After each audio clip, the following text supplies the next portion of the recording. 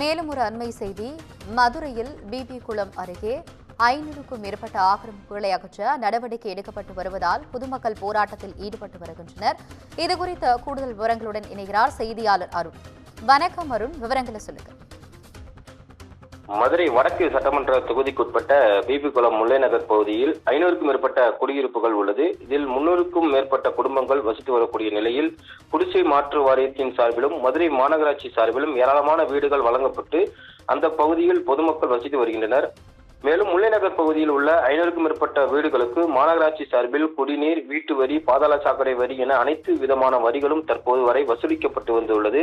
இந்த நிலையில் பிபி குளம் கண்மாயில் அதிக அளவிற்கு ஆக்கிரமிப்பு இருப்பதாக கூறி தொடரப்பட்ட வழக்கில் ஆக்கிரமிப்புகளை அகற்ற நீதிமன்றம் உத்தரவிட்ட நிலையில் தற்போது நீதிமன்ற உத்தரவின்படி நீர்வளத்துறை சார்பில் முல்லை நகர் பகுதியில் உள்ள 500க்கும் மேற்பட்ட வீடுகள் ஆக்கிரமிப்புகளை அகற்றுவதற்கான நோட்டீஸ் ஏற்கனவே அந்த பகுதி மக்களுக்கு வழங்கப்பட்டதோடு ஒவ்வொரு வீடுகளிலும் கடந்த 2 தினங்களுக்கு முன்பு ஒட்டப்பட்டது. இந்த நிலையில் 60 ஆண்டுகளாக வசித்து வந்த வீடுகளை ஆக்கிரமிப்பு என கூறி அகற்றுவதற்கான நடவடிக்கை மேற்கொள்வதற்கு எதிர்ப்பு தெரிவித்து அப்பகுதியில் இருக்கக்கூடிய குடியிருப்பு வாசிகள் தொடர்ச்சியாக பல்வேறு தரப்பட்ட போராட்டங்கள் மற்றும் மாவட்ட ஆட்சியரை சந்தித்து மனு கொடுக்கும் போராட்டங்களும் ஈடுபட்டு வந்தனர்.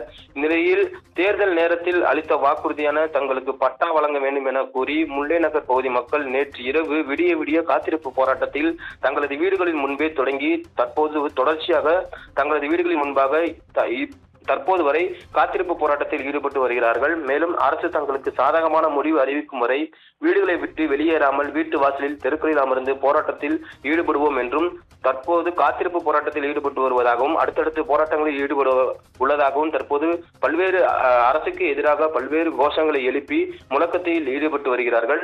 கடந்த சட்டமன்ற கடந்த 2021 சட்டமன்ற தேர்தலின் போது அதிமுகவை நிராகரிக்கிறோம் என்று திமுக சார்பில் பல்வேறு கட்ட தெருமுனை பிரச்சாரங்கள் போன்றவற்றில் ஈடுபட்ட நிலையில் அப்போது தேர்தல் வாக்குறுதியாக அளித்த இலவச வீட்டுமனை பட்டா வழங்கப்படும் என கூறி சட்டமன்ற உறுப்பினர் ஆசை வார்த்தை கூறி வாக்குறுதியை அளித்த நிலையில் தற்போது இந்த சம்பவத்தில் எங்களுக்கு எந்தவித பட்டா வழங்க முடியாது உள்ளிட்ட பல்வேறு கோரிக்கைகளையும் தற்போது நீர்பிடிப்பு பகுதியில் இருப்பதால் தங்களது குடியிருப்புகளை அகற்ற வேண்டும் உள்ளிட்ட பல்வேறுகளை கூறி வருவதால் இந்த பகுதி மக்கள் தற்போது தொடர் போராட்டத்தில் ஈடுபட்டு வருகிறார்கள்.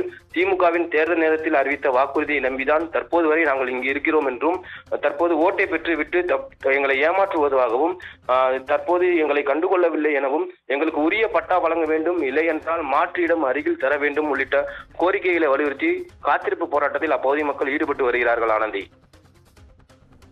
விவரங்களுக்கு நன்றி அருண்.